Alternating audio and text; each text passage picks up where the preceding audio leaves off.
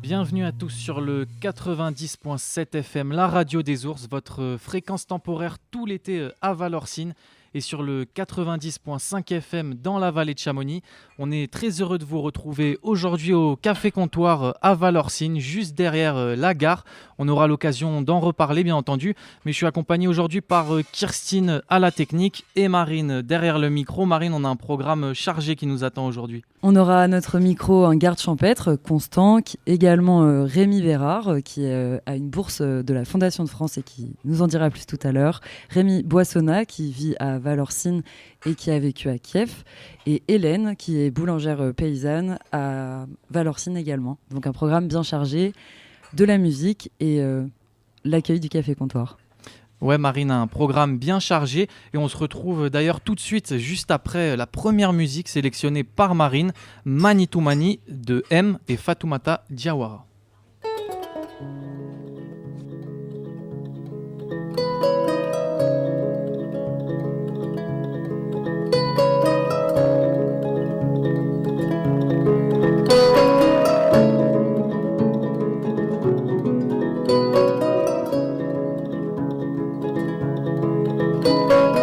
J'entends dans ta cora parfois même ta colère. J'entends dans ta cora ton cœur qui bat, mon frère.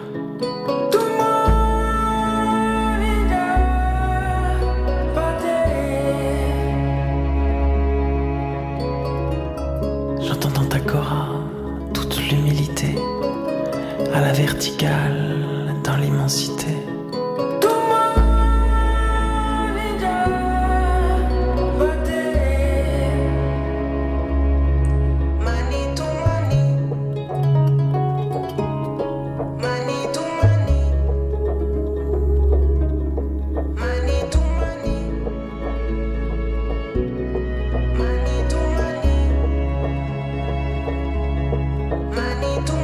J'entends dans ta cora l'enfant qui part en guerre.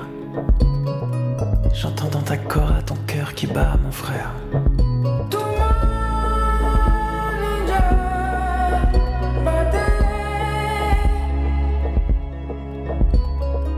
Même si j'entends aussi le rage s'éloigner, nos ivresses apaisées, la vie illimitée.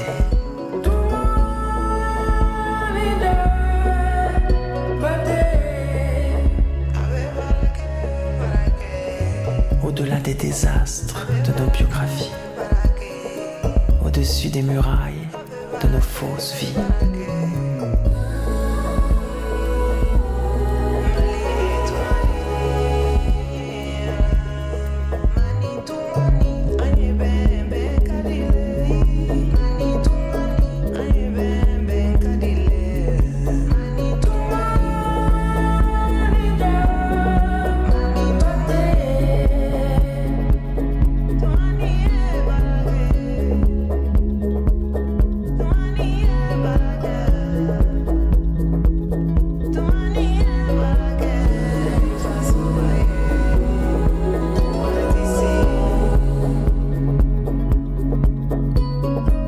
Au-delà des désastres de nos biographies, au-dessus des murailles de nos fausses vies.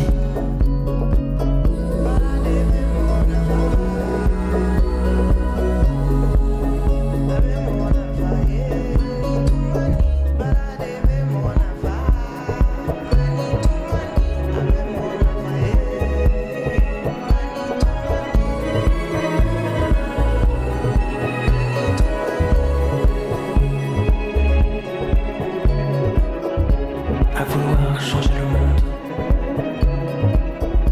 c'est le monde qui l'a changé.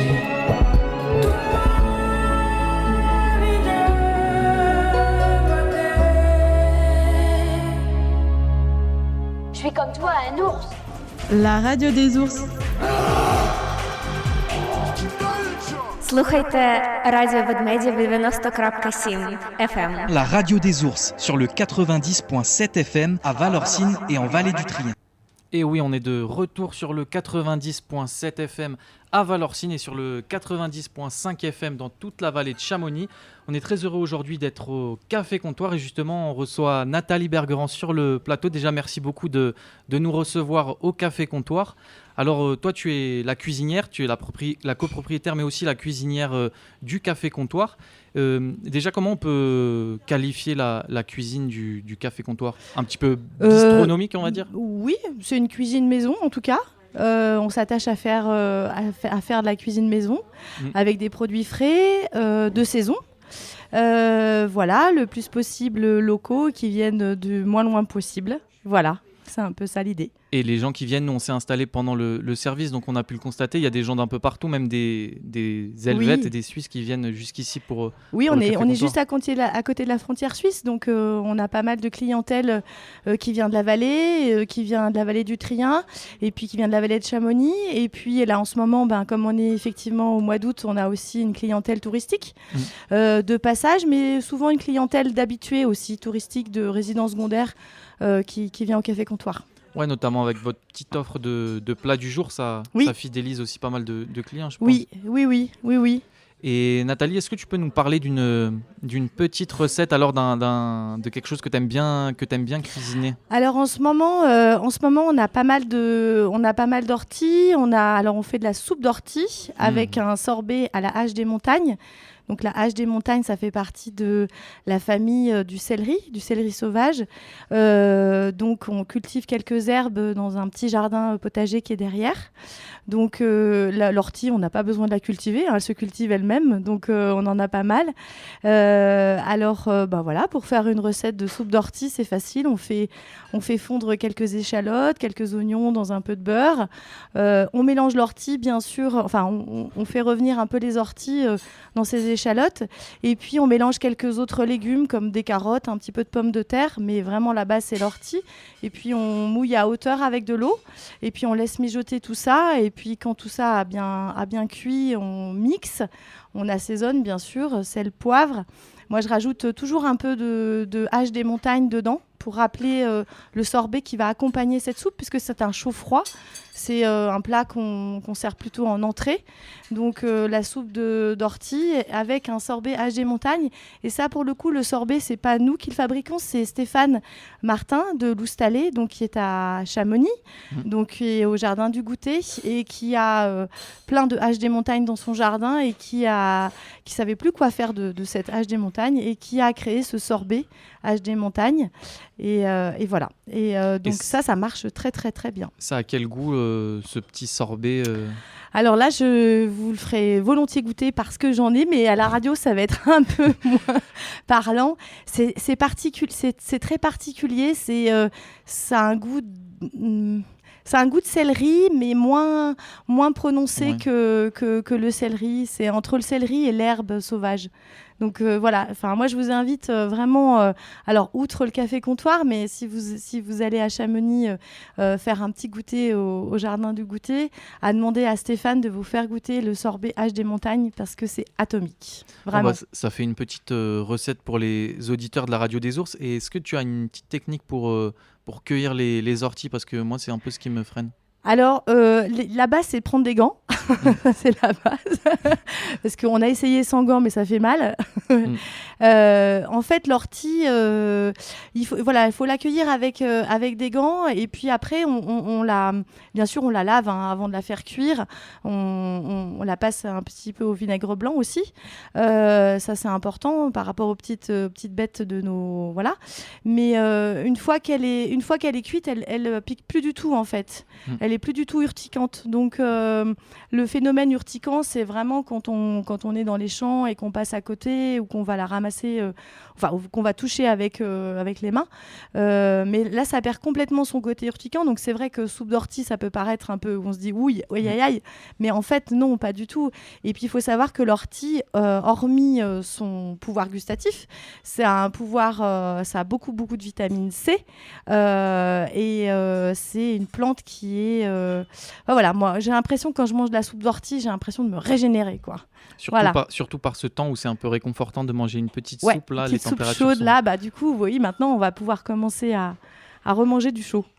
Merci beaucoup Nathalie, une nouvelle fois de nous recevoir. Et on aura l'occasion, j'espère, d'entendre d'autres recettes. J'en ai une autre. Une autre? Ah bah on va plus attendre alors. Une autre recette pour les auditeurs. Oui, Oui, le farçon valorcin, le typique farçon valorcin. Voilà. Ah, le farçon, c'est la première fois que j'entends ça. Alors, il y a le farcement, donc avec le lard qui cuit dans le grand moule, et puis il y a le farçon qui est à l'origine qui a été cuisiné par les grands-mères le dimanche matin pendant le temps de la messe, parce que c'est un plat qui cuit assez longtemps, qui cuisait dans les fourneaux à bois. Et là, donc c'est une recette à base de pommes de terre qui sont réduites en purée, mélangées avec des pruneaux, des raisins secs, des pommes, des œufs, un petit peu de sucre, un petit peu de farine. On le fait cuire comme un cake, et puis voilà, et on le sert avec une viande salée. Et là, moi je le sers avec une poire cuite au vin rouge et une sauce aux myrtilles et au cardamome. Voilà. Bon, ça a l'air super bon aussi. J'espère que je vais pas trop baver sur le micro en tout cas. Merci encore Nathalie de nous recevoir et de nous avoir donné ces deux recettes. On en aura d'autres dans les jours ou les semaines qui viennent, ça c'est sûr. On est toujours sur le 90.7 FM sur la radio des ours et on écoute Tatami de Roissy. Hey maman, t'es ma passé. Hey maman, côté, je te l'ai dit, ces mecs cherchent à te gagner. Côté, je te l'ai dit, ces mecs cherchent à te gagner. Un cadeau, bas cinéma, vacances par resto. Cette fois-ci, Golongo la bilamba. Cette fois-ci, Ogomata la tatami. Cette fois-ci, Golongo la bilamba. Eh maman, Yoko madana tatami, mama motema passé, Loulou Zanotti, bébé voilà mon CV, Marrakech Marbella, bébé voilà mon CV, mama Yoko madana tatami, mama motema passé, Loulou Zanotti, bébé voilà mon CV, Marrakech Marbella, bébé voilà mon CV. Ma boy balé, ça tout est ce que t'as depuis un quand t'as décalé ma pire quand t'as miné c'est qu'elle est à mon thème, c'est qu'elle est à mon thème, mon thème. Et mon milène d'oumba les putains de bodos du genre à la blague mouchina, azoki zinga mon thème, pasina mon thème.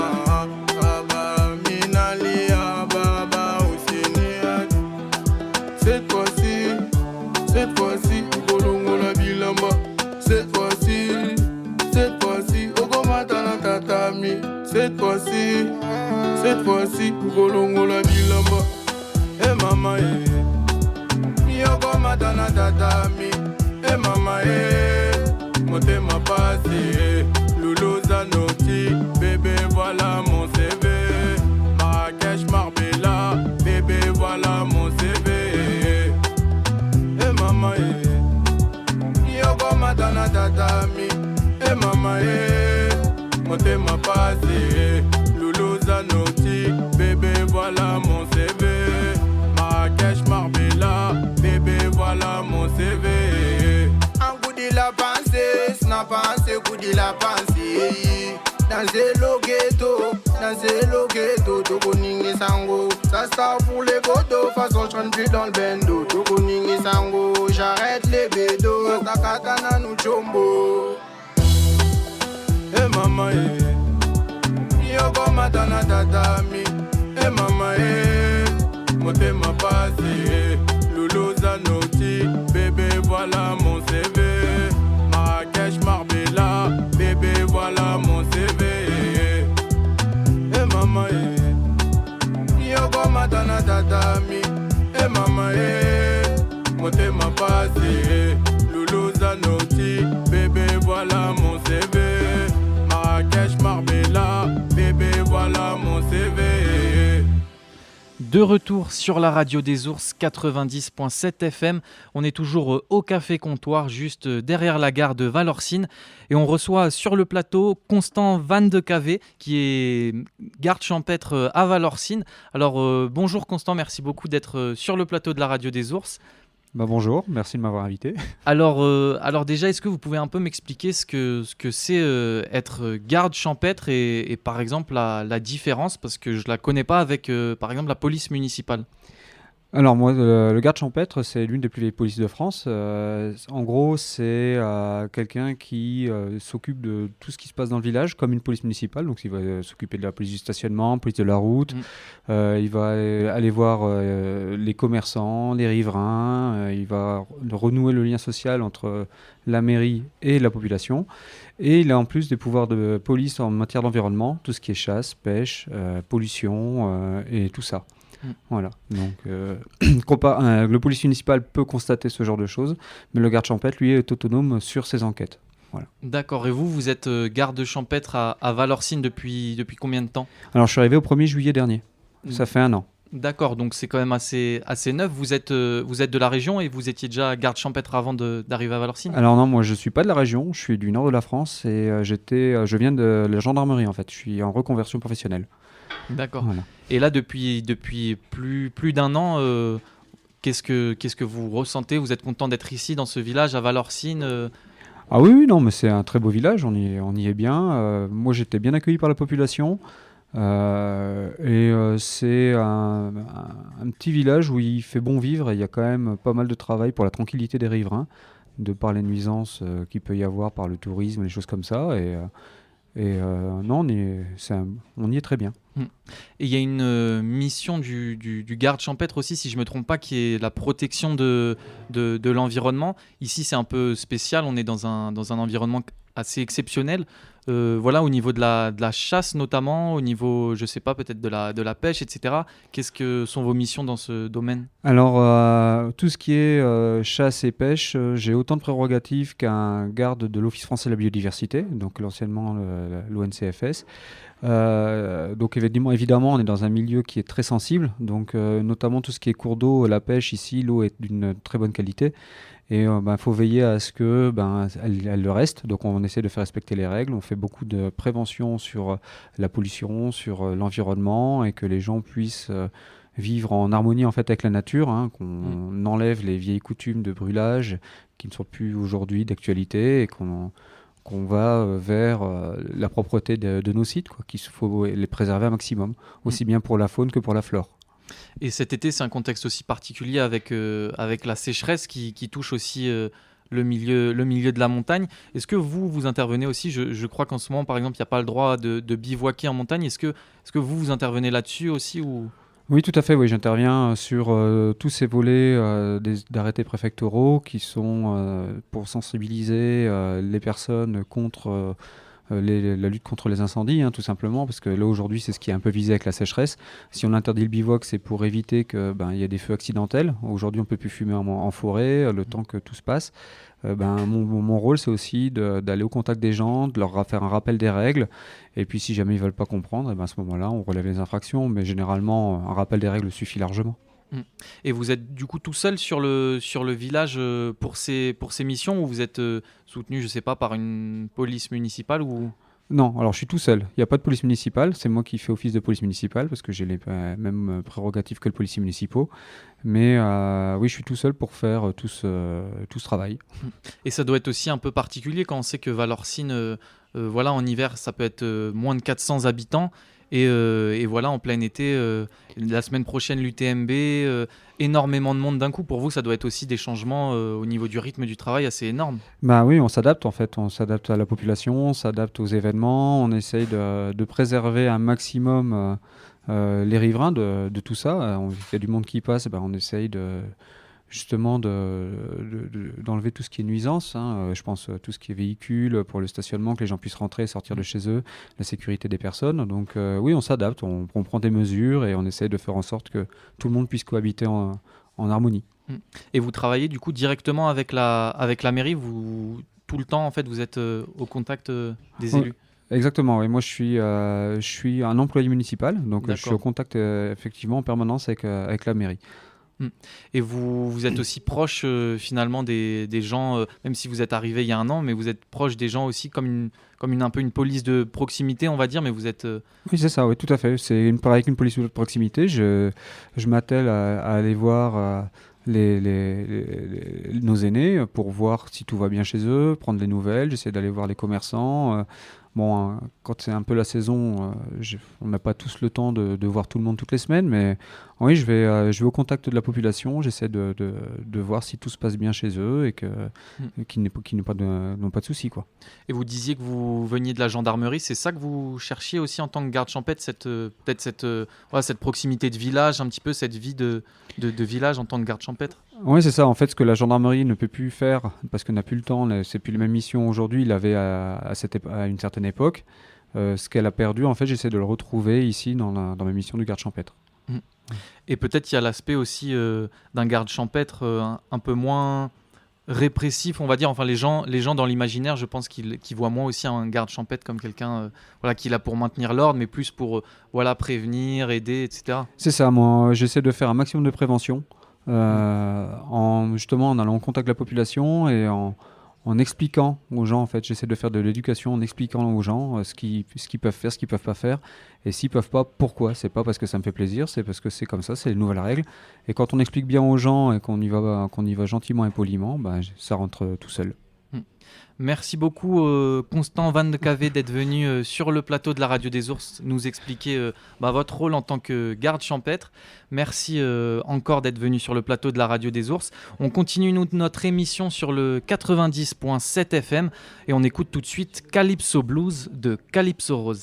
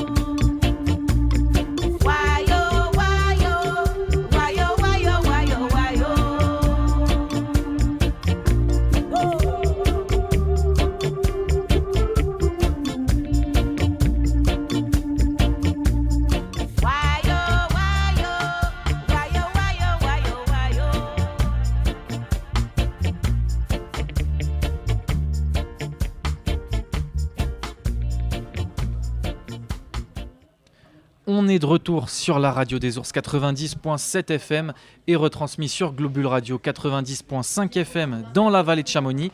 Et vous ne savez pas quoi faire, vous écoutez désespérément votre radio, eh bien on a la solution pour vous. Je suis comme toi, un ours. La radio des ours.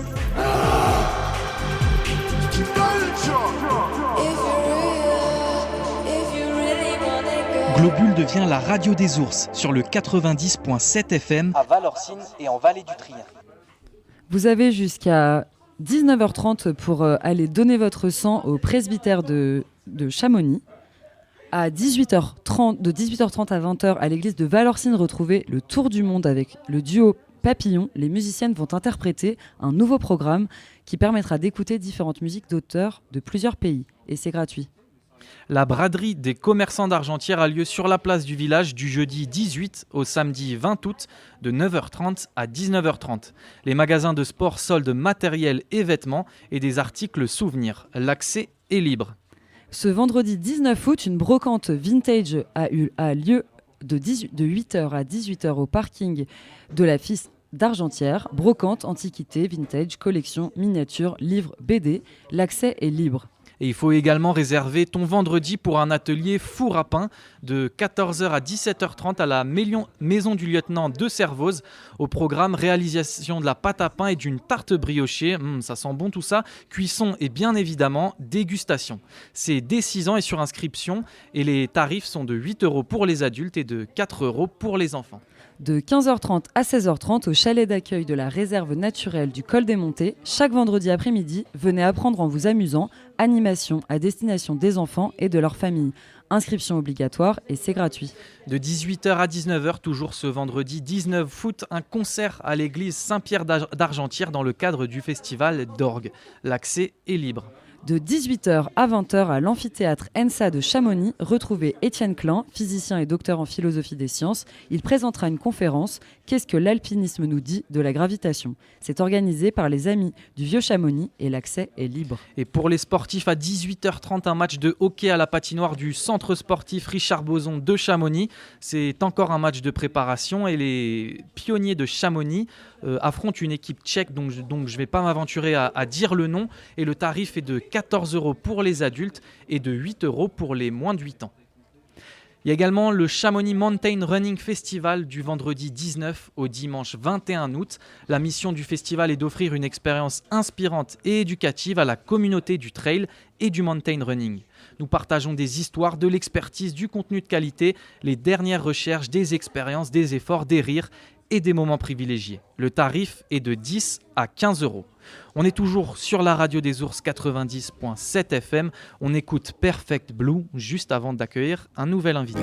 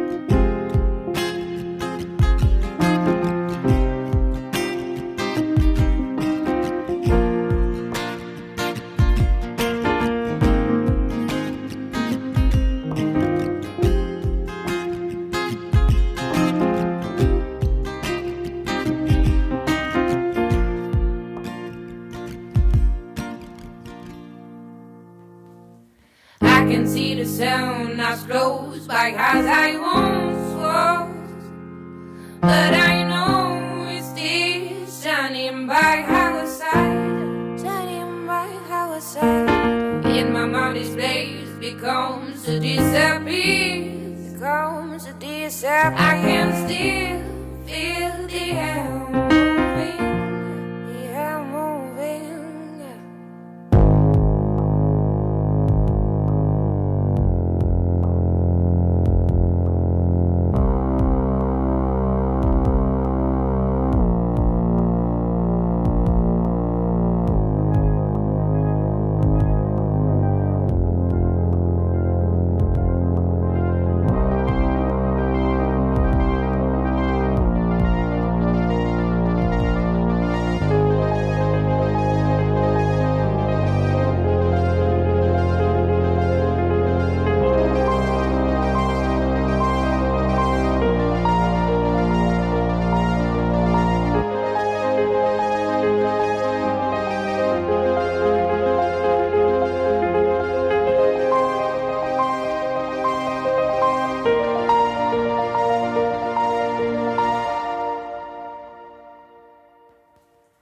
I can see the sun as close by as I once was, but I know it's still shining by our side.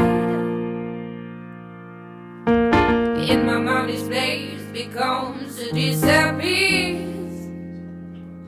I can still feel the air moving. De retour au Café Comptoir sur le 90.7 FM, votre radio préférée.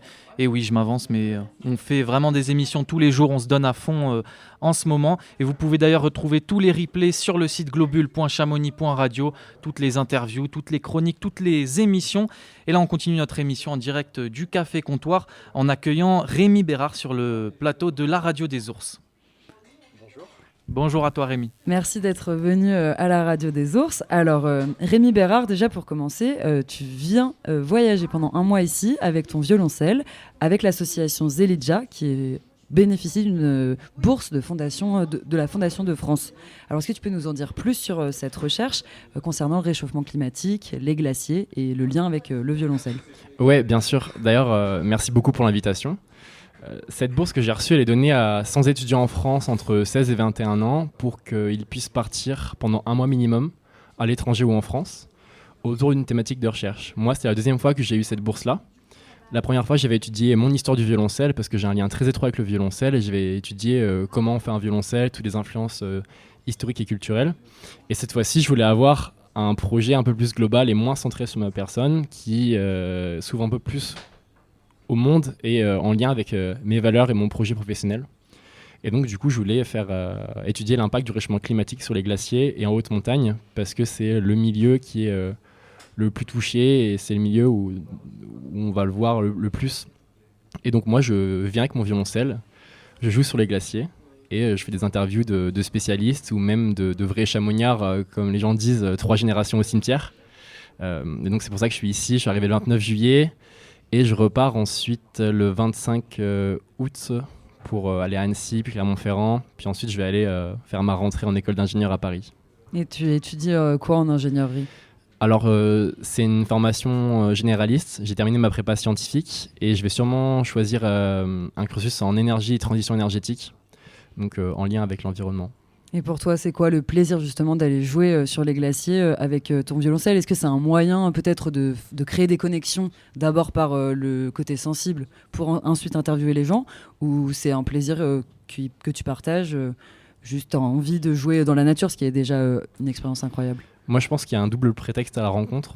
Tout d'abord, la bourse a été créée par Walter, il me semble, qui a fait de Paris à Istanbul en vélo. Et ça lui a apporté tellement de choses qu'il a voulu faire ça, créer une sorte de fondation pour que les gens puissent partir et se former en étant plus jeunes. Comme disait Montesquieu, le voyage forme la jeunesse. Et je suis totalement d'accord avec ça. Puis moi, le violoncelle, c'est un moyen de m'exprimer, c'est mon compagnon. Mon compagnon de jeu, j'adore faire du violoncelle, je suis vraiment en transe quand je joue. Et le jouer dans des endroits aussi magnifiques que ça, c'est un certain cadeau.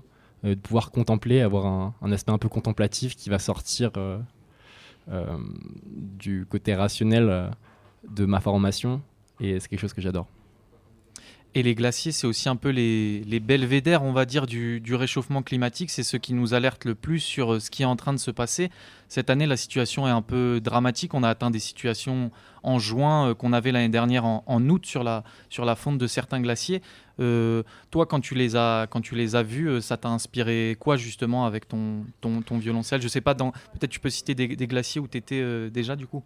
Ma première rando violoncelle, j'appelle ça le cello packing, donc comme le backpacking, mais moi c'est avec un violoncelle. Donc cello packing, je l'ai fait à la jonction, donc 2589 mètres, avec le violoncelle sur le dos, ça fait mal aux jambes. Au glacier des Bossons du coup. C'est ça, entre Bossons et Tacona.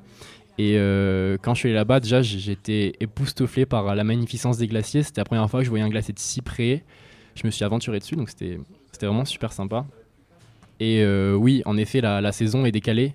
Et en parlant avec pas mal de personnes du milieu, dont aussi Dimitri Munoz, qui est guide à l'EMHM, il aimerait qu'il y ait une sorte de sensibilisation par rapport à ce décalage de la saison et qu'il y ait un consensus au niveau de le tourisme dans la vallée pour décaler la saison justement, et pour qu'elle soit beaucoup plus praticable et moins dangereuse, plutôt que de continuer à le faire en août. Comme on peut le voir là actuellement, on a le refuge Tête Rousse et du Goûter qui ont été réouverts, mais sinon ils ont été fermés à cause de la dangerosité, alors que si on décalait la saison, ce serait quelque chose qui serait préférable. Et le fait de venir à la montagne, est-ce que tu pratiquais toi déjà la montagne, ou tu t'es dit il y a le réchauffement climatique, ces glaciers sont en train de fondre, j'y vais? Qu'est-ce qui t'a amené à venir jusqu'ici? Moi je suis quelqu'un de très sportif de base, sauf que c'est la première fois que je venais à Chamonix et je tombe un peu amoureux de la vallée. J'ai l'impression comme tout le monde qui vient ici.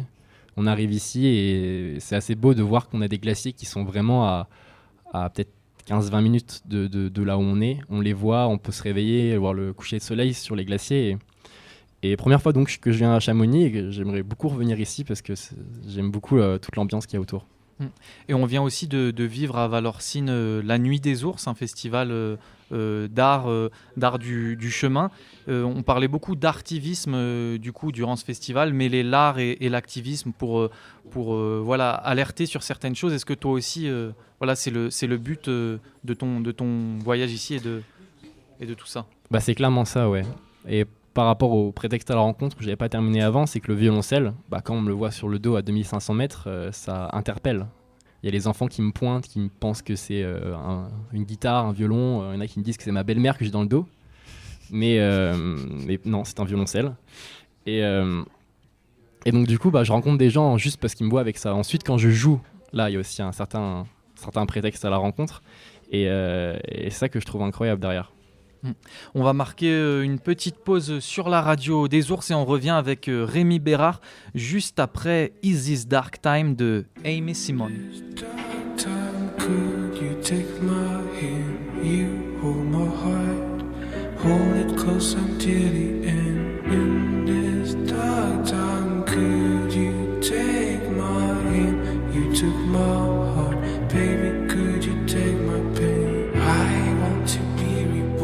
I want to see the northern lights by your side. Want to live again for a new beginning. I could give my life and return only grateful now.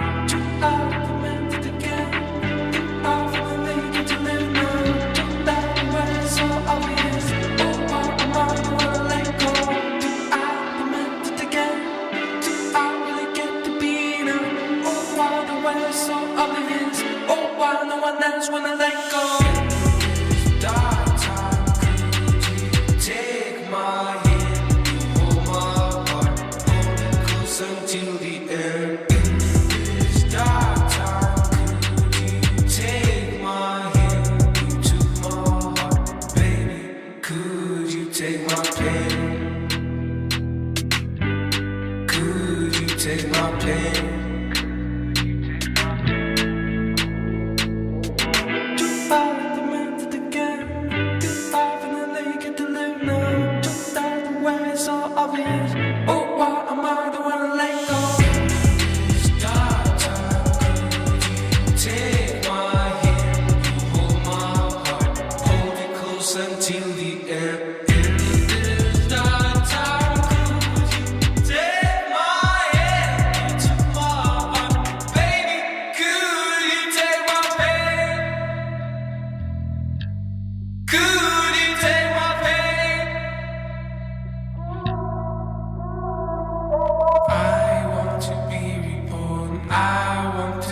the northern lights by your side. Want to live again for a new beginning. I could give my life every door, only grateful now. Too hard, demanded again. Too hard for the naked to live now. Too hard, the way it's so obvious. Oh, oh, I'm all the one to let go. Too hard, demanded again. Too hard to get to be now. Oh, why the way it's so obvious. Oh, why no one else wanna let go. Dark time, could you take my hand? You hold my heart, hold it closer till the end. In this dark time, could you take my hand? You took my heart, baby. Could you take my pain? Dark time, could you take my pain?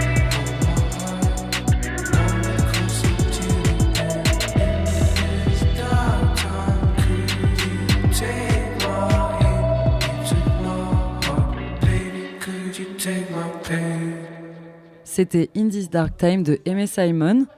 Nous revoilà avec Rémi Bérard au micro de la Radio des Ours. Donc pour rappeler, en ce moment, depuis la fin juillet jusqu'à fin août, dans la région, pour analyser le réchauffement climatique sur les glaciers, avec sur son dos un violoncelle.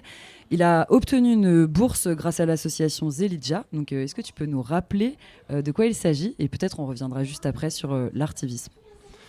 Donc c'est une association qui a été créée par quelqu'un qui s'appelle Walter, qui a fait Paris-Istanbul en vélo. Et cela a apporté tellement de choses qu'il a voulu redonner un petit peu tout ce qu'il avait appris en créant une association. Donc Zelidja, qui est financée par la Fondation de France et agréée par le ministère de l'Éducation nationale, donne l'opportunité à 100 jeunes en France, entre 16 et 21 ans, de pouvoir partir pendant un mois minimum à l'étranger ou en France en tenant une thématique de recherche.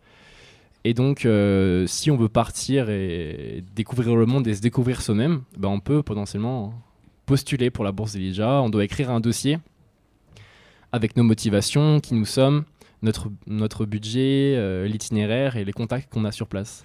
Ensuite, on va avoir une sélection qui va se passer dans un premier temps à l'écrit, puis une sélection orale. On va faire un oral devant notre jury régional qui va nous donner une bourse qui va jusqu'à 900 € pour le premier voyage et jusqu'à 1 100 € pour le deuxième voyage. Et ensuite, lors de notre voyage, on doit tenir tous les jours notre carnet de compte et aussi écrire toutes nos journées dans notre carnet de bord que j'ai là entre mes mains. Et interviewer des gens par rapport à notre thématique. Et ensuite, on doit rendre un rendu qui va être publié à la Bibliothèque nationale de France. C'est notre partenariat avec la BNF. Et moi, en l'occurrence, je vais écrire un rapport, un peu un récit de voyage par rapport au glacier qui s'appellera Sur les traces des glaciers. Et on parlait d'artivisme, d'activisme. Comment il se traduit, toi, du coup, cet activisme dans ton séjour? Est-ce que tu publies des choses sur les réseaux sociaux, par exemple? Est-ce que tu rends compte de ce que tu vois aux gens? Moi, je fais beaucoup d'interviews de personnes du milieu ou des chamougnards, comme je le disais précédemment. Je prends des photos d'eux et j'écris sur eux leur rapport et je prends une phrase choc. Et à la fin, quand je rentrerai de mon voyage, sur mon Instagram, je mettrai tous les interviews avec une belle photo de toutes les personnes que j'ai rencontrées, qui m'ont aidé, qui ont eu un impact dans mon projet, et celles juste que j'ai interviewées.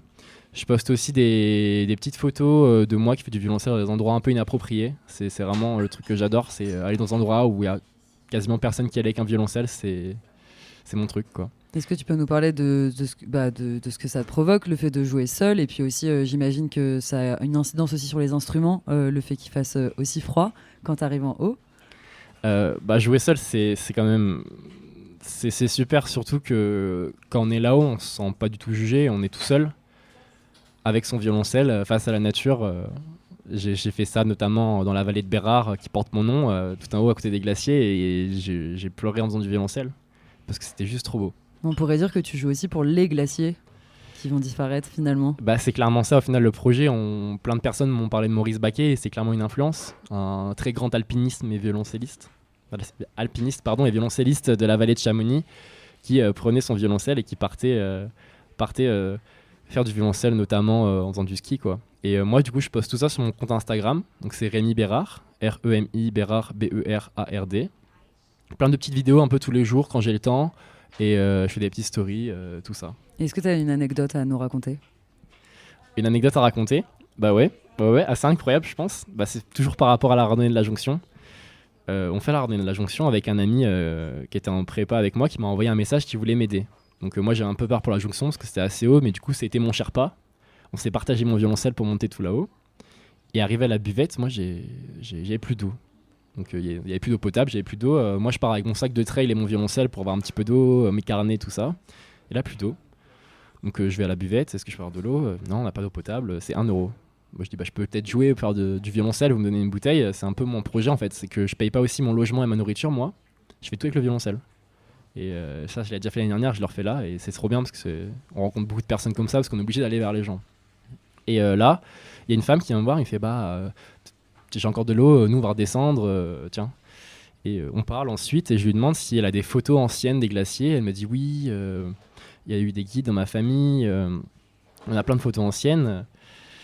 Et je remercie Carole, parce que Carole ensuite, je suis allé chez elle le lendemain, le soir, pour l'interviewer. Les voisins sont venus, on a bu du Génépi, je connaissais pas. Et tu te rappelles plus de la suite. Et voilà, putain, j'ai un trou maintenant là. Non, et après, donc du coup, ils m'ont gardé. Ils ont un peu pitié, je pense, parce qu'ils ont eu mon violoncelle, mon gros sac de rando, et il y avait des torrents de pluie dehors. Du coup, je suis resté pendant 3 jours chez eux. J'ai trouvé plein de copains à eux. Ensuite, j'ai dormi chez les voisins. Chez les voisins. Tout le monde, en fait, t'as rencontré tout le monde, quoi. Chez les voisins, j'ai rencontré ensuite Campervan à côté. Qui m'ont amené, j'ai fait du violoncelle sur un bus américain filmé par un drone. Après, ouais, c'est incroyable. Après, ensuite, quand je suis allé chez les voisins, je suis devenu pote avec Alexandre, qui m'a fait rencontrer d'autres gars. Un de ses potes, Alexandre, qui m'a fait rencontrer un autre pote qui s'appelle Baptiste de Drezy, au Bonois, qui est DJ dans la vallée, et qui m'héberge la semaine prochaine. Et pour moi, cette rencontre avec Carole était assez exceptionnelle, et je pense que c'est un peu mes parents adoptifs de la vallée. Et elle a amené plein de choses par la suite, quoi. Ah mais oui. Et outre les contacts, c'était beaucoup de rapports. Et c'est ce qu'on cherche, clairement. Donc la morale, c'est qu'il ne faut pas toujours avoir d'eau sur soi? La morale, c'est... Ou un violoncelle, plutôt. Je pense qu'il faut avoir un violoncelle sur soi, ouais. Est-ce que tu peux, pour terminer cette interview, et d'abord on peut annoncer aussi aux auditeurs et auditrices qu'à la fin de cette émission, tu nous joueras un morceau au violoncelle. C'est ça. Une lecture peut-être de ton premier jour, de ton carnet de voyage. Ah oui, je vais vous faire ça. Bah ouais, du coup, le carnet de voyage, c'est une obligation qu'on doit faire tous les jours. Et donc, le jour 1. Sur les traces des glaciers, vendredi 29 juillet 2022, 8h32. Départ de Iser, sous la pluie. Il ne pleuvait pas pendant une semaine. Il a fallu qu'il pleuve le jour de mon départ. J'ai rejoint Tom, mon ami d'enfance, à Bec comme Baguette, là où il travaille en job d'été. Il m'a confectionné un joli petit sandwich jambon beurre et m'a offert 2 cookies. Sous la table, bien sûr. J'ai un peu discuté et je suis allé en direction de la station essence de Carrefour Market à Iser pour faire mon premier stop. J'ai parlé avec des Isoriens et un mec du sud. On a parlé de moto, GR, tout ça. J'ai croisé Alexandre, un homme de 35 ans, qui a une boîte dans le BTP. Il faisait le plein, on a discuté, puis il m'a dit qu'il devait aller faire 2-3 courses avant de me prendre en stop. Bon, j'étais content, du coup, j'ai joué un petit peu de violoncelle à côté. Il m'a amené vers le PAL à Dompierre et on a discuté de l'investissement immobilier. Apparemment, je dois faire des prêts de 60 000 à Moulins avec une SCI à mon nom, acheter une maison de 90 mètres carrés et trouver un locataire, avoir un loyer supérieur à ce que je dois à ma banque tous les mois sur 15 ans et comme ça je gagne de l'argent. Après ces 15 ans, je toucherai le loyer directement. Et je peux même faire plusieurs prêts en même temps et je ne savais même pas. Après m'avoir déposé à un rond-point, j'ai rencontré Christophe, qui m'a pris en stop de Dompierre à Cluny. Il est prof de SVT et m'a parlé d'éducation. Il pense que les rencontres nous font en tant qu'hommes et qu'elles font qui nous sommes. Il a dit aussi qu'un prof doit être comédien, commercial et artiste à la fois. Ensuite, nous nous sommes arrêtés à une station essence et j'ai rencontré 2 Italiens qui m'ont amené à Chambéry. Je fais beaucoup de trajets avec eux et j'ai pu entraîner mon italien. Il revenait de l'usine de Fiat de Bourbon-Lancy, là où travaille mon père. Quelle coïncidence de croiser en stop des collègues italiens de Fiat, del mio padre. C'était Mauro et Andrea. Ensuite, à Chambéry, là où ils m'ont déposé, il pleuvait. Je suis allé dans 2 stations essence à rencontrer Emmanuel Bernard, qui est le président du club de hockey de Chamonix. et un des directeurs de SAMSE, groupe régional de la construction et de la rénovation. Il m'a emmené à Cham, comme disent les locaux, et m'a laissé visiter la ville pendant qu'il était en rendez-vous avec des entraîneurs de son club. Je suis allé à l'office de tourisme prendre des flyers et j'ai visité un peu la ville. Ensuite, nous sommes allés au MBC, microbrasserie de Chamonix, qui est un bar de sport type Buffalo Wild Wings aux États-Unis, qui me rappelait mon année quand j'étais étudiant d'échange. J'ai parlé avec Matthew, un Canadien, le gérant. On a mangé des frites et on a bu de bière, puis nous sommes allés chez lui à Passy. Il habite un chalet avec une vue imprenable sur la vallée de Chamonix. Nous avons mangé un petit bout, discuté, et je suis allé dormir, content de cette belle première journée. Jamais je n'avais pensé rejoindre Chamonix en seulement 7h30, alors que de base, en voiture, il faut 6h30. J'ai fait 441 km de stop. Normalement, on doit mettre 6h30, mais j'imagine que j'ai été chanceux. Même si la chance ne vient pas tout seul, il faut la provoquer. Merci beaucoup pour cette lecture et j'espère que ça donnera envie à des gens qui sont auditeurs, auditrices entre 16 et 21 ans de demander peut-être une bourse et pour ceux qui sont plus âgés, peut-être d'aller à l'aventure. Merci beaucoup. Merci beaucoup Rémi et on le rappelle pour ceux qui veulent suivre tes aventures, du coup ça se passe sur Instagram, Rémi Bérard. Merci encore Rémi d'être venu sur le plateau de la Radio des Ours et tu vas pas rester très loin, de toute façon on a une petite surprise à la fin de l'émission. Et voilà, on se revoit à ce moment-là. On continue l'émission sur la Radio des Ours. Et on écoute tout de suite Devil Eyes de Hippie Sabotage.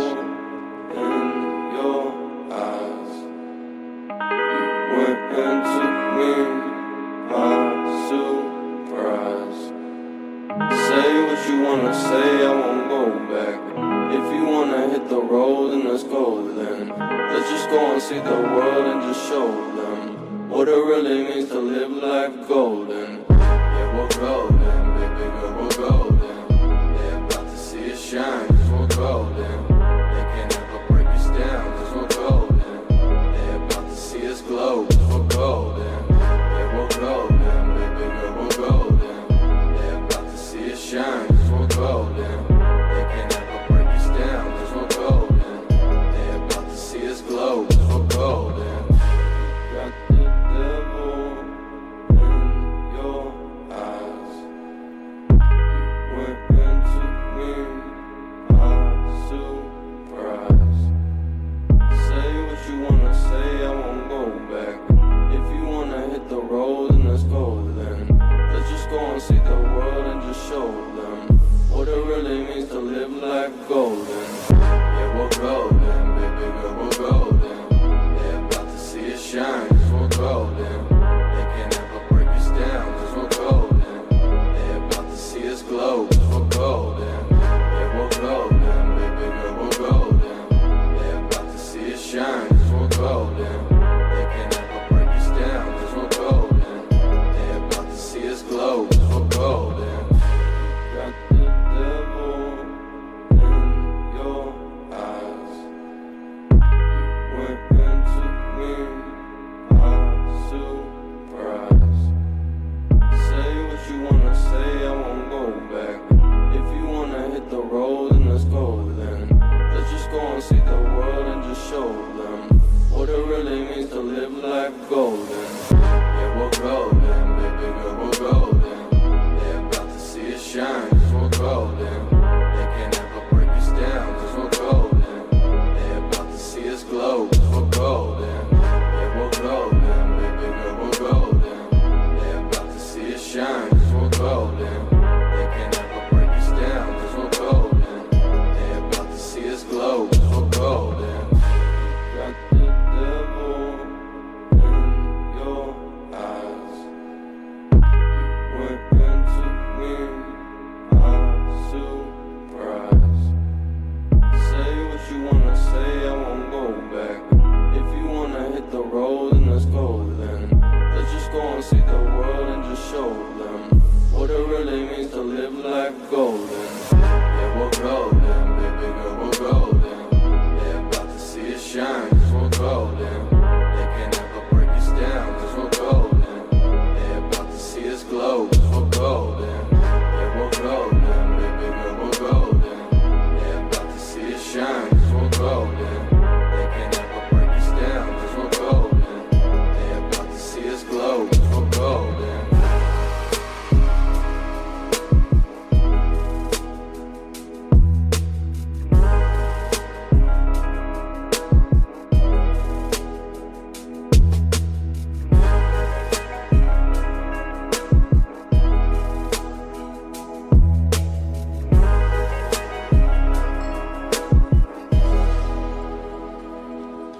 De retour sur le 90.7 FM au Café Comptoir, juste derrière la gare à Valorcine.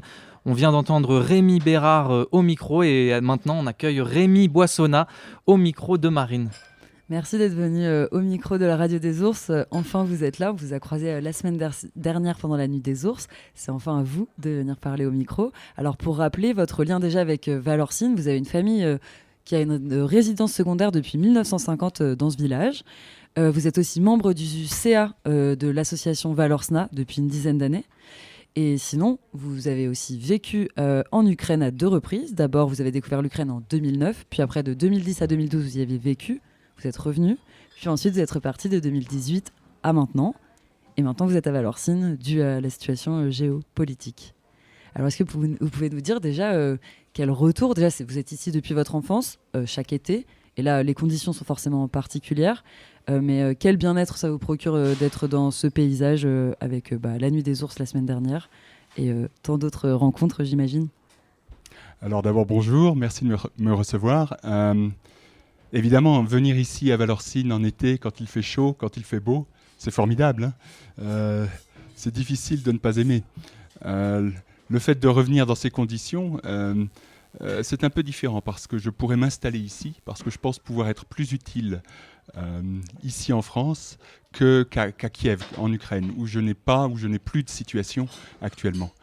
La Nuit des Ours, c'était important, c'était un premier moment pour témoigner un peu de mon expérience de l'Ukraine, qui est un pays qui m'a beaucoup touché, que j'aime et dans lequel j'espère retourner vivre.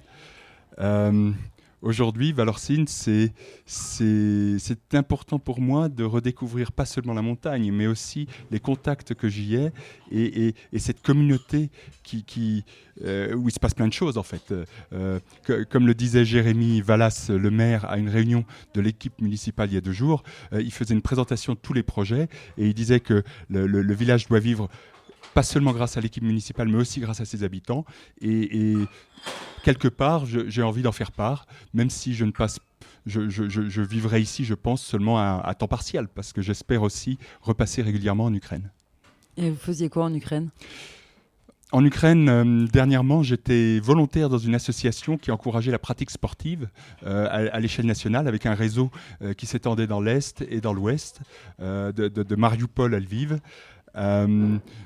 C'était une phase moins intense professionnellement parce que je sortais de 2 expériences de création d'entreprise, l'une en Géorgie où j'ai habité en fait entre 2013 et 2018 et puis l'une en Ukraine où j'avais aussi créé une école de langue qui n'avait pas vraiment marché et qui m'avait pas mal usé. Donc là, j'avais des activités annexes, j'étais volontaire dans cette association et en fait, quand les gens me demandent ce que je faisais en Ukraine, je vivais. J'avais ma vie, mes amis et cette magnifique ville de Kiev dans laquelle je ne me lasse pas de marcher parce qu'il y a beaucoup de nature aussi. Pas la même, mais beaucoup de nature à Kiev. Et vous pouvez Rémi, nous parler de l'ambiance là-bas, de la vie là-bas à Kiev du coup ? Alors, je suis retourné j'ai quitté mon appartement. Au début de la guerre, j'étais à Kiev le 24 février et je me suis évacué, ou j'ai évacué début mars, et je suis retourné pour la première fois début juillet dans la ville. J'ai revu des amis. Comment dire ? C'est compliqué parce que,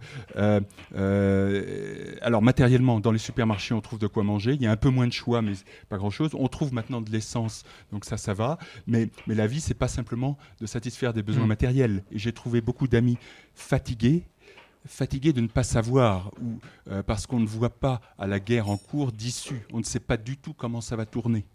Et donc, à la fois les Ukrainiens pensent qu'ils vont gagner parce qu'ils pensent qu'il n'y a pas le choix. Et à la fois, on sent que la guerre a un coût pas seulement pour le pays, mais aussi pour ses habitants, et un coût psychologique très fort. Mon ami Vitali ne sait pas si il va devoir abandonner tout ce qu'il a construit à Kiev du jour au lendemain, si on va l'envoyer se battre, ou s'il faut qu'il attende et que ça va s'arranger au bout du compte.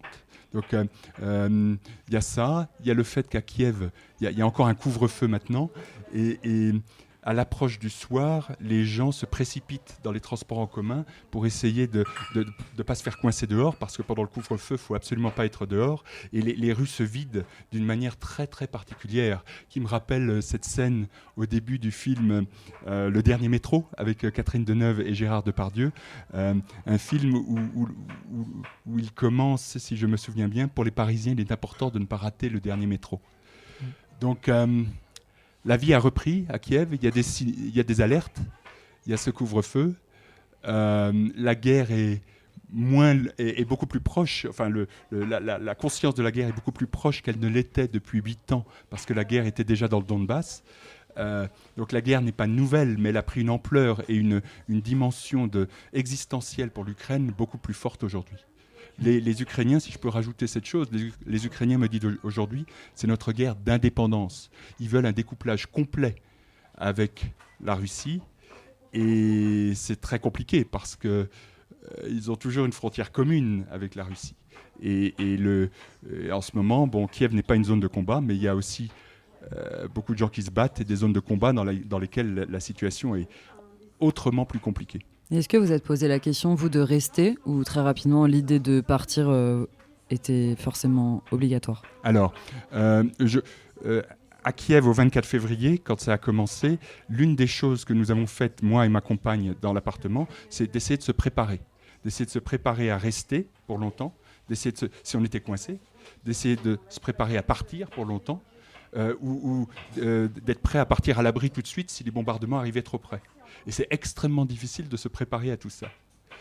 Rapidement, j'ai compris que j'allais partir, si je le pouvais, pour 2 raisons essentielles, je dirais. La première, c'est mon père qui avait 4 ans et demi en 1939 et qui voulait désespérément me voir rentrer.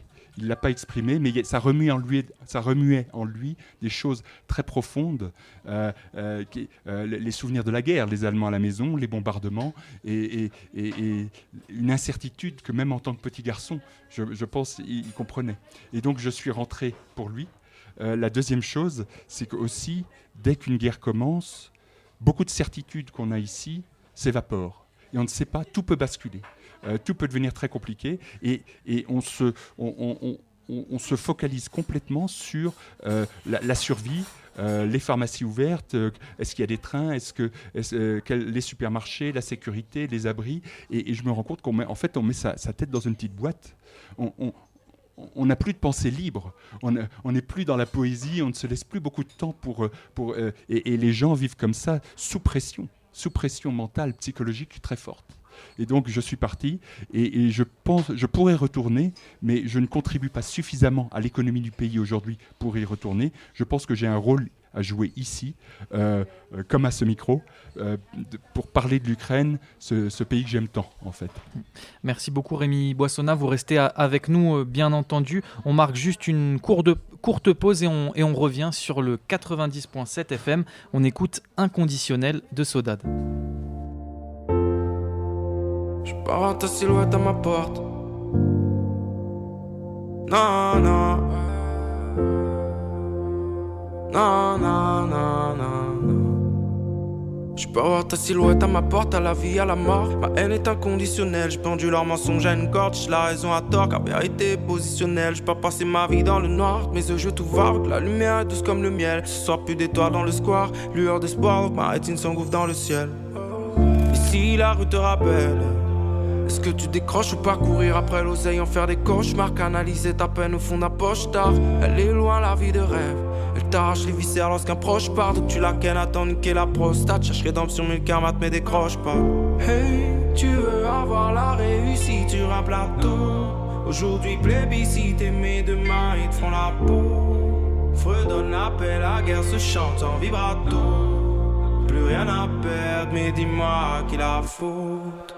Y'a des années que j'ai perdu le sourire, vie meilleure dans le pire, les yeux cernés par le manque de sommeil. En ce moment je te suis, tu me fuis, avec poupée de cire pour t'oublier, je roule du pollen. Funambule carton tient qu'à un fil, attiré par le vide, je vois flou entre nous des colères. L'obscurité du monde se dessine, y'a plus de rose sans épines, cherche le cœur qui bat sous la polaire.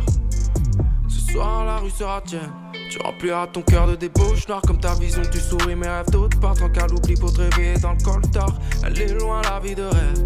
Elle t'arrache les viscères lorsqu'un proche part. Donc tu la kennes, attends niquer la prostate. Cherche rédemption mais le karma te me décroche pas. Hey, tu veux avoir la réussite sur un plateau. Aujourd'hui plébiscite, mais demain ils te font la peau. Fredonne l'appel, la guerre se chante en vibrato. Plus rien à perdre, mais dis-moi qu'il a faute. Voir ta silhouette à ma porte, non. Voir ta silhouette à ma porte, voir ta silhouette à ma porte. J'ai quelques bons souvenirs à gauche, puis je connais l'homme. Et moi je l'écoute, j'ai plus de fourche que d'Orient. C'est pas la peine, t'auras ni mon cœur ni ma peau. Plus rien à perdre, et dis-moi qu'il a faute. On est de retour sur la radio des ours 90.7 FM au Café Comptoir à Valorcine, juste derrière la gare. Et Rémi Boissonnat est toujours avec nous sur le plateau. Rémi, vous avez habité à Kiev, vous y êtes retourné récemment et vous êtes au micro de la radio des ours. Et justement, je voulais avoir votre avis aussi sur le traitement médiatique de cette guerre en France. On a l'impression, là, ces derniers temps, de tomber dans une certaine même... routine, une sorte de quelque chose, on ne sait pas quand ça va se terminer, etc. Est-ce que, voilà, comment vous analysez ce traitement médiatique qui est fait en France ? Oui, alors il pourrait y avoir beaucoup de choses. La première, c'est que le premier jour de guerre, j'ai arrêté de suivre tous les médias internationaux. Je me suis mis dans une bulle de médias à Kiev en Ukraine pour trouver les informations locales qui me permettaient de gérer mes circonstances immédiates pour ma propre sécurité. Donc je n'ai pas forcément suivi le traitement médiatique français ou d'Europe de l'Ouest de la guerre. Mais on peut quand même dire des choses. C'est que la guerre a été couverte, et cette guerre est très documentée, elle a été couverte par les médias occidentaux, et c'est important pour la mobilisation de ces pays envers l'Ukraine. Aujourd'hui, on parle beaucoup moins de l'Ukraine, il y a quelque chose de normal peut-être. Alors... mon message, et c'est le message que j'ai essayé de faire passer à la Nuit des Ours en étant guide d'un groupe entre les différents spectacles, c'est que la guerre, c'est pas seulement les combats. On nous montre à la radio des destructions, j'en ai vu quelques-unes en passant près de Kiev, mais c'est pas seulement les destructions, les combats, c'est aussi ça. Mais en temps de guerre dans un pays, il y a beaucoup de choses qui se passent, on fuit, et quand tout se passe bien, il n'y a pas de violence, il n'y a rien à montrer. Donc mon message, c'est que le traitement de la guerre, médiatique de la guerre, il est à la fois important parce qu'il a permis la mobilisation, mais à la fois orienté parce que les journalistes doivent montrer un sujet, montrer de la substance. Or, j'ai un ami, pour lui la guerre c'est d'aller à la campagne, d'avoir un potager, d'essayer de trouver suffisamment de protéines à manger et de couper du bois en forêt. J'ai une autre amie qui m'écrivait hier que son cousin est parti de la région de Kherson occupée en avril pour pas se faire mobiliser par les Russes contre l'Ukraine, c'est-à-dire son propre pays. Ça s'est bien passé, il a tout abandonné, son job, sa maison, sa vie sociale, et il est à Kiev aujourd'hui. Sa mère, après 5 jours de voyage, a réussi elle aussi à quitter la région occupée et à rejoindre Kiev. Pour ces gens-là, on n'en entend pas parler. Ça s'est bien passé, ils ont tout laissé derrière. Et ça, c'est difficile à comprendre. Excusez-moi. Est-ce que vous avez des amis aussi qui ont des enfants ? Parce que comment expliquer à ses propres enfants, en fait, ce climat ? Leur expliquer qu'on doit partir, etc. J'ai des amis qui ont des enfants. Je ne suis pas à leur place. Je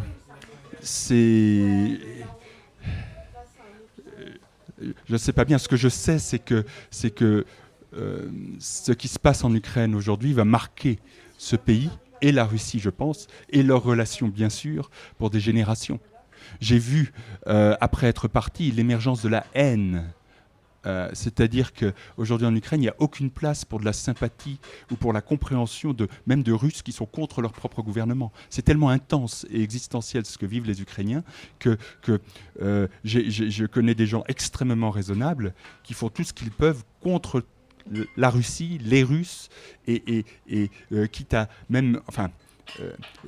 en temps de guerre, on essaye d'agir de toutes les façons possibles. Ne pas agir, c'est insoutenable. Et j'ai des amis qui écrivent Russie avec un petit R, un R minuscule, pour diminuer un peu le pays, et c'est l'une des formes d'action. Aux enfants, je ne sais pas ce qu'on leur dit, mais eux vont être très très marqués. Certains se sont réfugiés, bien sûr, dans nos pays. Pologne, qui a reçu énormément de réfugiés jusqu'en France. Ces enfants-là, c'est une chance aujourd'hui pour eux peut-être d'apprendre, d'être exposés à d'autres langues, et s'ils restent dans nos pays, ça leur fera une expérience qui sera, je pense, utile par la suite. Ça leur fera aussi une compréhension de l'Union européenne différente. En Ukraine, il y a encore beaucoup d'enfants.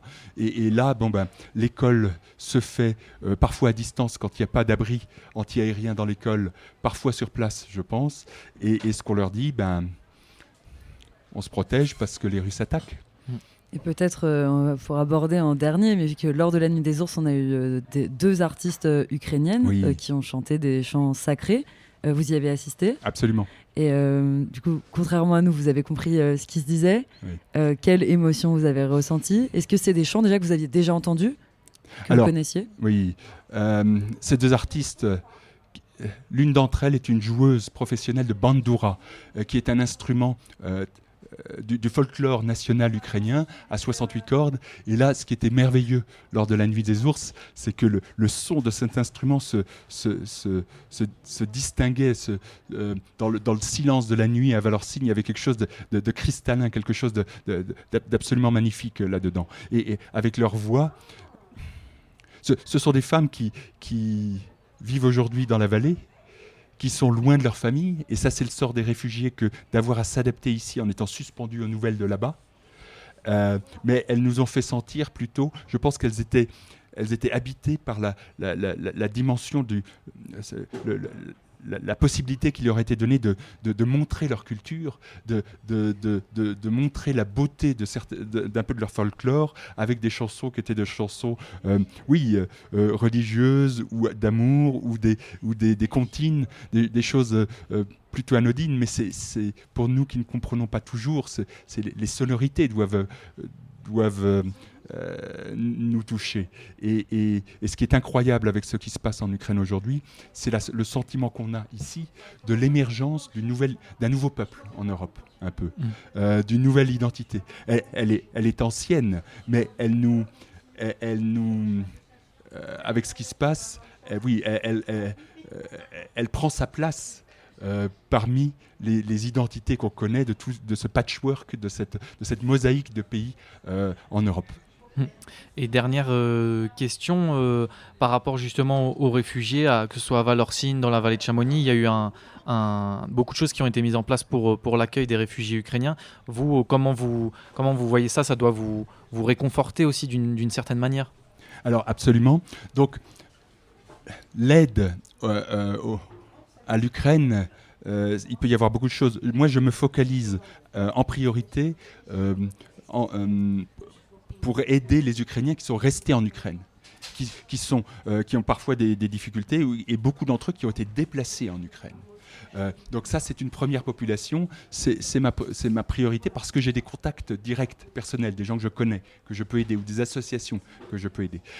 Les réfugiés qui sont arrivés dans les autres pays, énormément en Pologne, et puis beaucoup quand même en France, oui, c'est vraiment encourageant de voir tout ce qui est fait. Il faut savoir que l'Union européenne a activé début mars un dispositif qui n'avait jamais été utilisé dans l'Union européenne de protection temporaire pour faciliter l'accès à des documents et à la possibilité de rester à tous les Ukrainiens qui sont arrivés. Ça, c'est un dispositif de crise de l'Union européenne. Après, les réfugiés ici sont dans une situation cette aide est bienvenue, mais on ne peut pas résoudre toutes les questions que se posent les réfugiés. Ils ne savent pas pour combien de temps ils sont ici. Ils ne savent pas s'ils doivent apprendre le français et essayer de s'adapter, s'intégrer au plus vite, ou s'ils vont pouvoir repartir bientôt. Moi-même, je ne peux pas répondre. Pour moi, l'adaptation est plus facile, mais parce que je parle déjà la langue. Mais l'aide aux réfugiés est importante. On ne peut pas vraiment comprendre ce que eux vivent en Ukraine ou ici. Ça ne doit pas nous laisser indifférents malgré tout. il faut savoir que ça va durer longtemps. Donc, aider les Ukrainiens à s'intégrer pour ceux qui le veulent, et puis comprendre les Ukrainiens qui espèrent rentrer chez eux. Si leur appartement est toujours là, et ainsi de suite. Merci beaucoup Rémi Boissonnat pour ce témoignage Merci précieux. Vous pourrez bien sûr le retrouver pour nos auditrices et nos auditeurs qui sont arrivés en cours de route. Vous pourrez retrouver le témoignage complet sur le site globule.chamonix.radio. Merci encore Rémi Boissonnat. On continue notre émission depuis le Café Comptoir derrière la gare de Valorcine et on écoute tout de suite J de Ivan Cornero. Y era tu vaso cuando tenía sed, como en la mañana yo era tu café.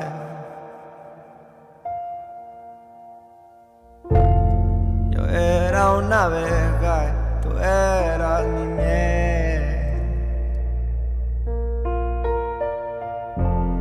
Conectamos bien, te lo juro, bebé.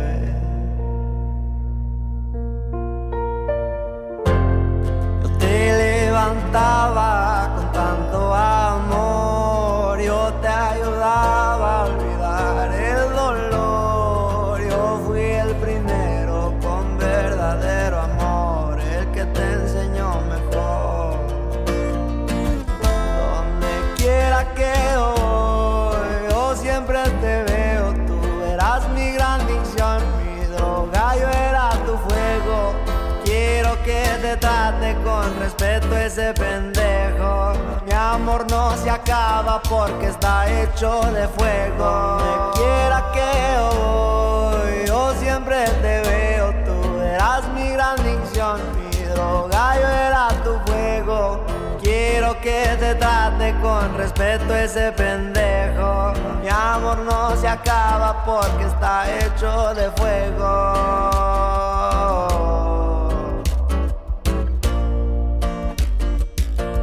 Porque está hecho de fuego.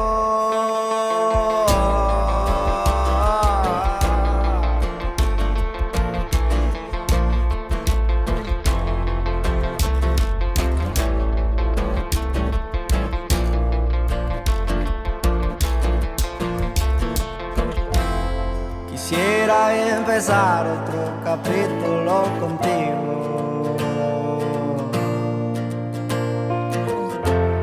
Yo sé que es imposible, pero nunca me rajaré en encontrarte otra vez y poderte amar como antes. Qué triste me dejaste con las ganas. Pensé que era tuyo hasta el final. Quisiera presumirte a mis papás, porque sé cuánto ellos te van a amar. Donde quiera que yo voy, yo siempre te veo, tú eras mi gran dicción, mi droga, yo era tu fuego. Quiero que te trate con respeto ese pendejo. Mi amor no se acaba porque está hecho de fuego.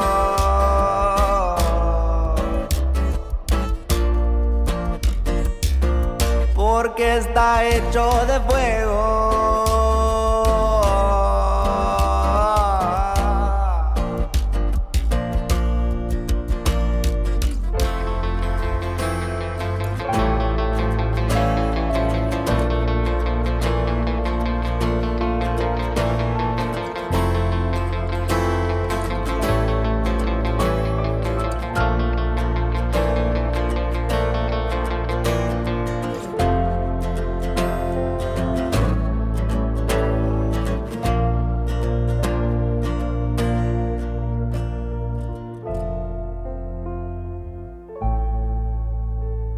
On s'installe à Valorcine, la radio des ours, sur le 90.7 FM à Valorcine et en Vallée du Trien. Reportage, interview. 3 fois par semaine, la radio des ours est en live. Votre émission au poil de 17h à 19h. Et toujours sur le 90.5 FM en Vallée de Chamonix. Est-ce que tu te rends compte que tu es un homme, toi? Je suis plus un homme, Balou. Je suis comme toi, un ours.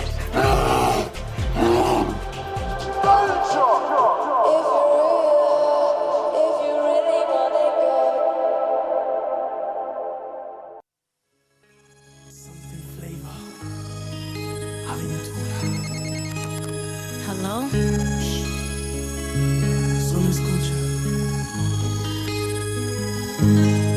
Son las 5 de la mañana y yo no he dormido nada. Pensando en tu belleza, en loco voy a parar. El insomnio es mi castigo, tu amor será mi alivio. Y hasta que no seas mía, no viviré en paz.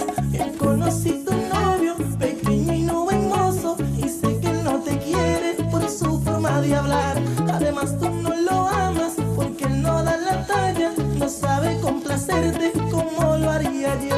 Pero tendré paciencia porque él no es competencia. Por eso no hay motivos para yo respetarlo. No es amor, lo que tú sientes se llama obsesión, una ilusión en tu pensamiento que te hace hacer cosas, así funciona el corazón. Bien vestido y en mi Lexus pasé por tu colegio. Me informan que te fuiste como un loco te fui a llamar. Pero no tenía tu número, tu amiga ya me lo negó. Ser bonito mucho me ayudó, eso me trajo la solución. Yo sé que le gustaba y le di una mirada. Con par de palabritas tu número me dio. Mi única esperanza es que oiga mis palabras. No puedo, tengo novio. No me enganches por favor. No es amor, Escúchame por favor. lo que tú sientes se llama obsesión, una ilusión Estoy perdiendo el control. en tu pensamiento que te hace hacer cosas, así funciona el corazón. Mi amor, por Dios, no me enganches, espérate que hay más. Hice cita para el psiquiatra a ver si me ayudaba. Pues ya no tengo amigos por solo hablar de ti. Lo que sé es que soy tonto, bribón y también loco. Pero es que en el amor soy muy original. Let me find No es amor, no es amor, es una obsesión. Oh, no, No es amor, no es amor, es una obsesión. oh, oh. No es amor, no es amor, es una obsesión. Je suis comme toi, un ours. La radio des À partir de cet instant, la liberté sera quelque chose de vivant et de transparent. Et sa demeure sera pour toujours le cœur de l'homme.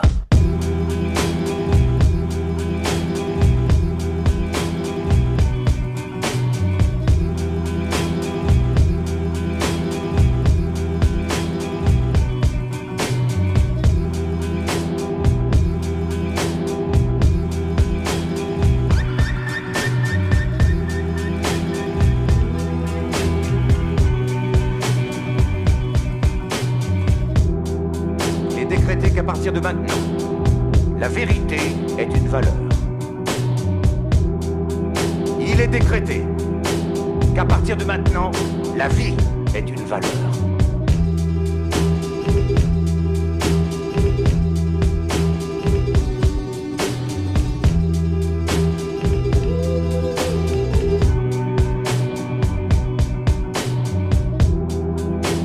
Il est décrété qu'à partir de cet instant, l'homme n'aura plus jamais besoin de douter de l'homme. Que l'homme aura confiance en l'homme, comme le palmier se confie au vent.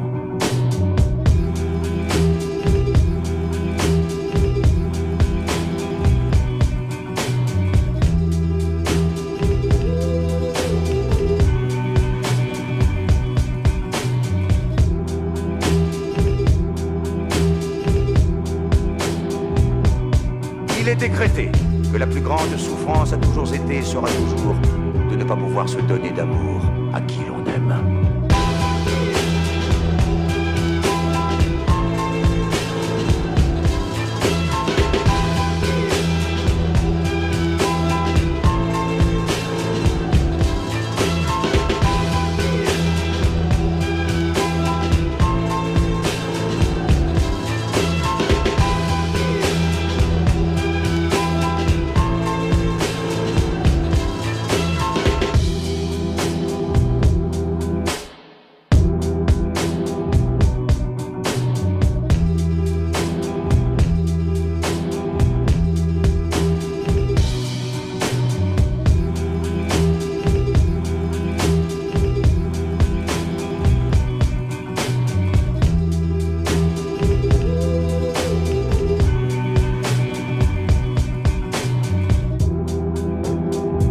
il est décrété qu'il ne sera plus jamais nécessaire d'user de la cuirasse du silence ni de l'armature des mots. L'homme s'assiera à table avec un regard pur.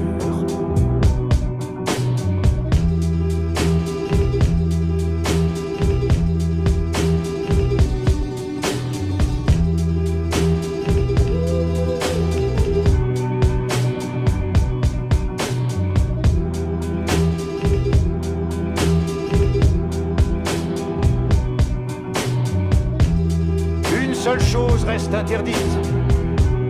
Aimer sans amour.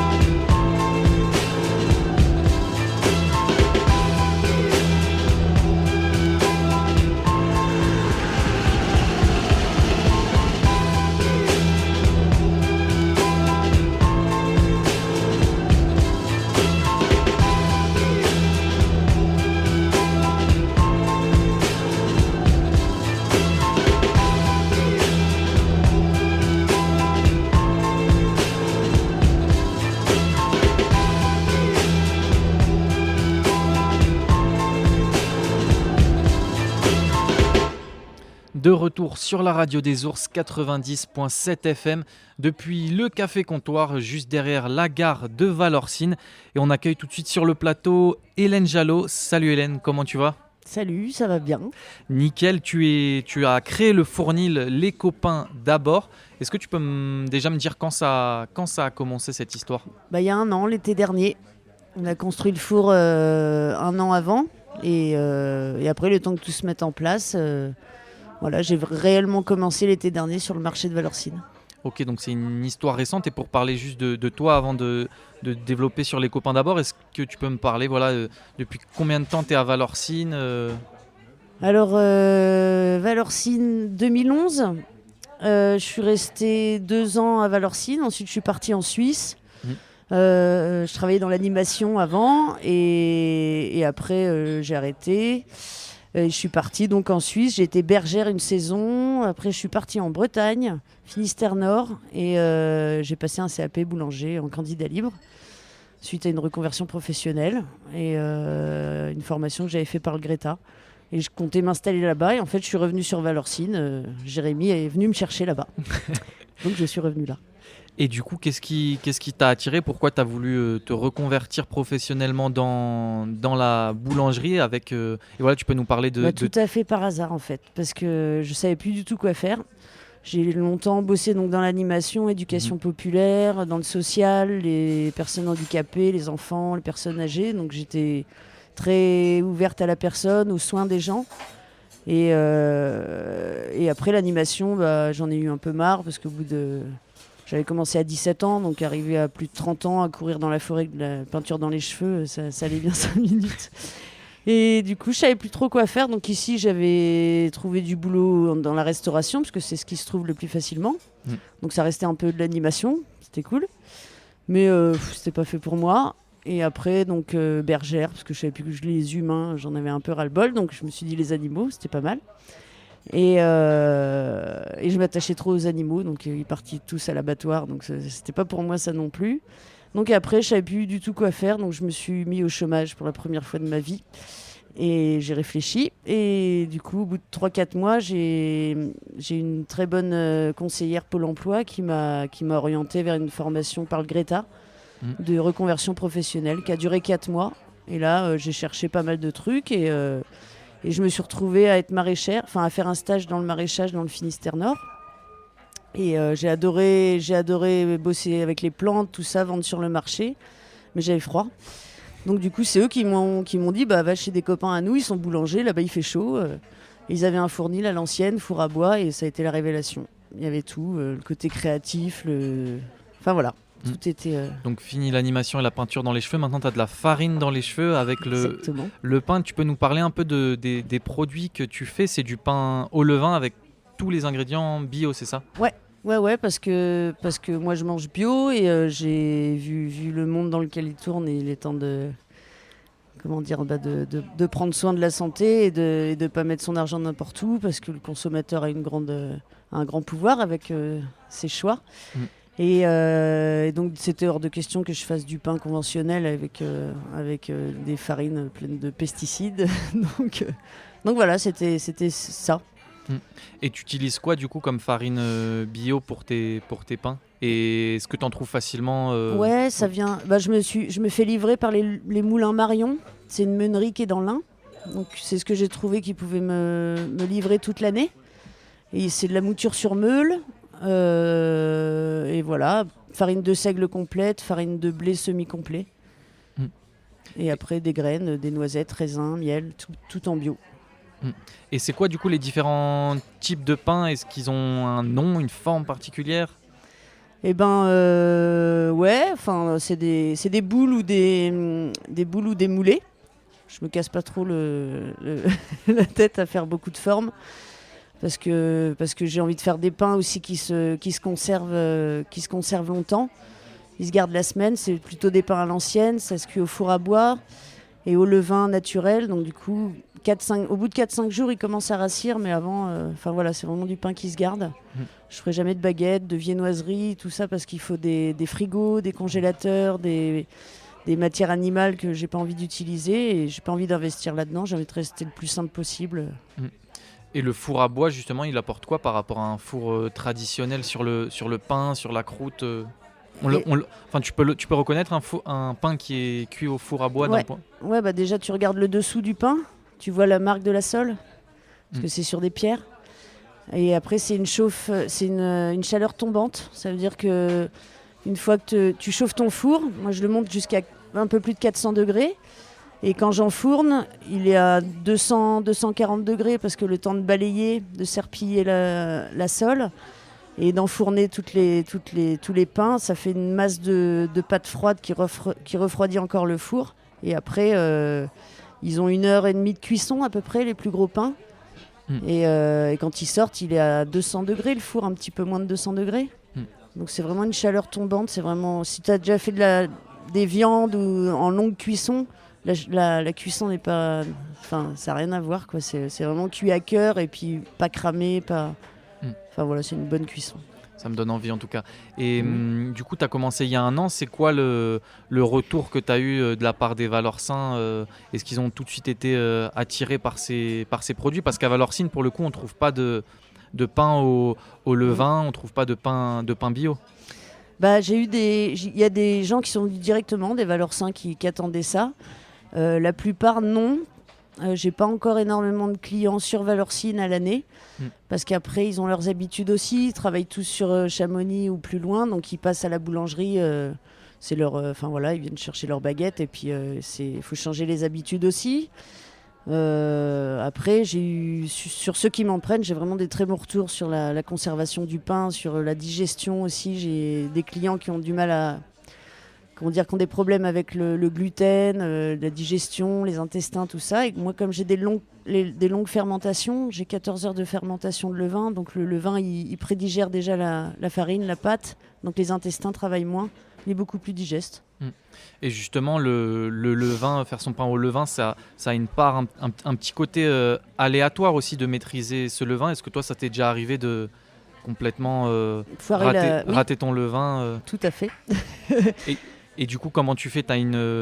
En fait, tu travailles avec du vivant, donc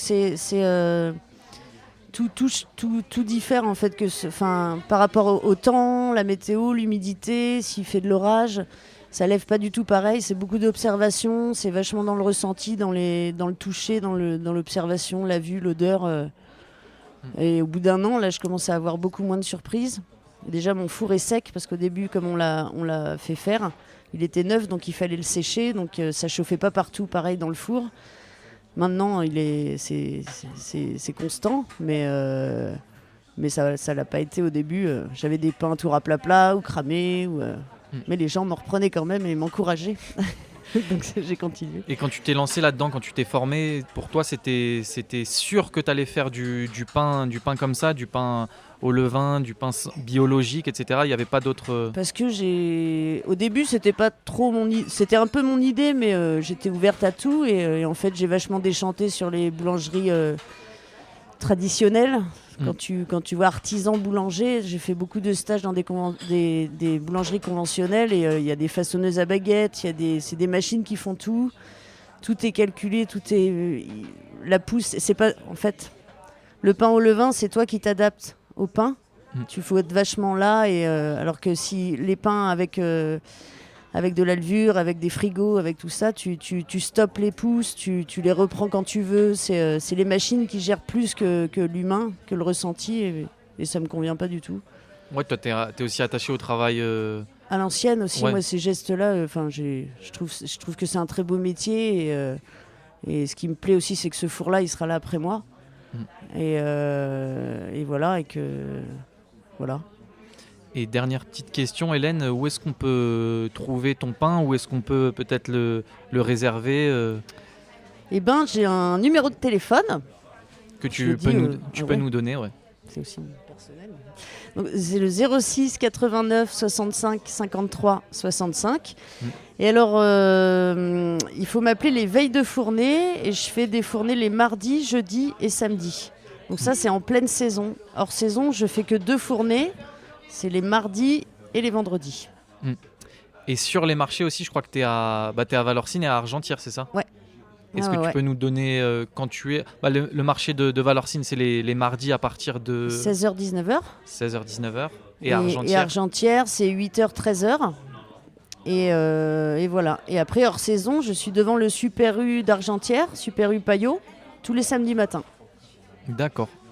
Merci beaucoup Hélène d'être venue sur le plateau de la Radio des Ours pour parler de l'éco-pain d'abord, du pain au levain biologique qu'on a goûté d'ailleurs, qui est magnifique. Toute l'équipe de la Radio des Ours l'a déjà goûté. Okay. Merci encore Hélène d'être venue sur le plateau. Merci à vous de m'avoir invité. Et on continue notre émission sur le 90.7 FM depuis le Café Comptoir avec la playlist concoctée par Marine.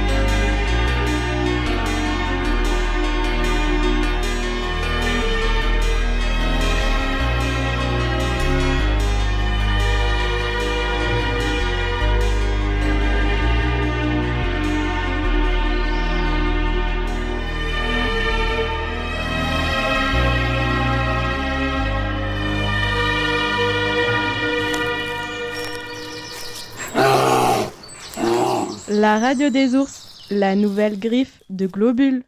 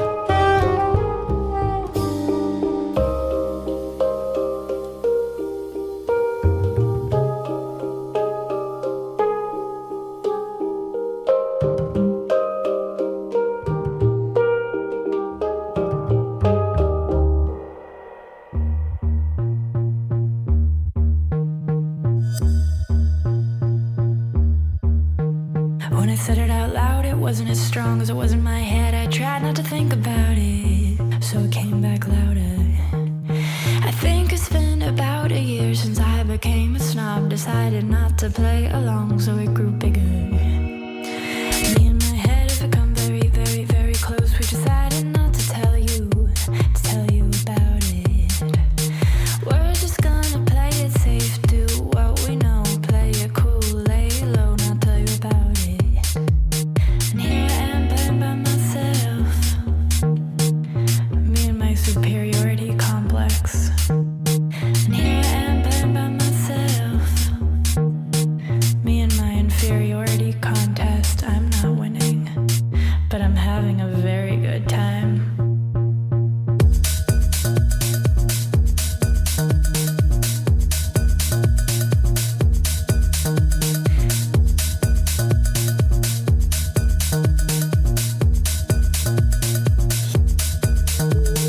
You can call me, you can call me, you can call me the good time girl. When I said it out loud, it didn't sound as good. I couldn't be as proud of my original thought. I'm not trying to whisper what should be bought, but I can't imagine being out of control. I knocked off the top of my head and I, when I'm all alone, but waiting on prime, don't want the throne. When I'm doing just fine, just so long as I'm having a real good time.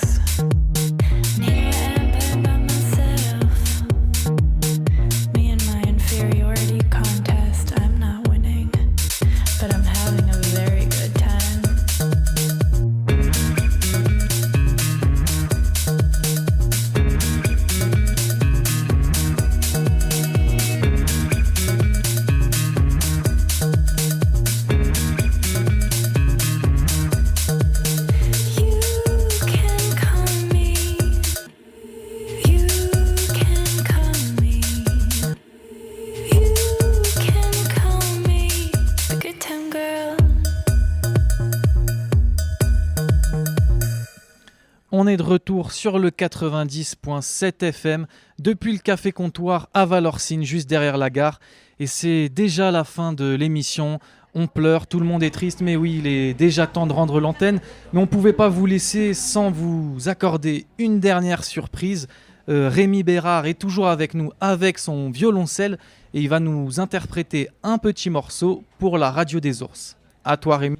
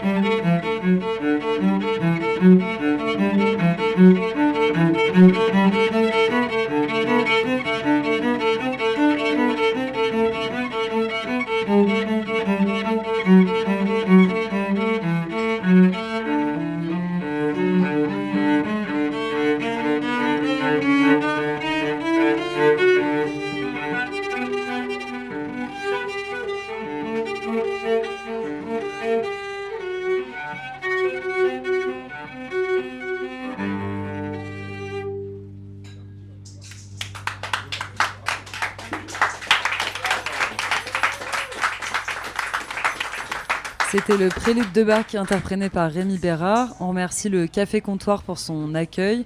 Aujourd'hui, on y reviendra la semaine prochaine. Merci à Kirstine pour la technique, à Justin pour les interviews et toutes ses chroniques. On rappelle que si vous voulez suivre Rémi Bérard, il a un Instagram, où vous pouvez le suivre.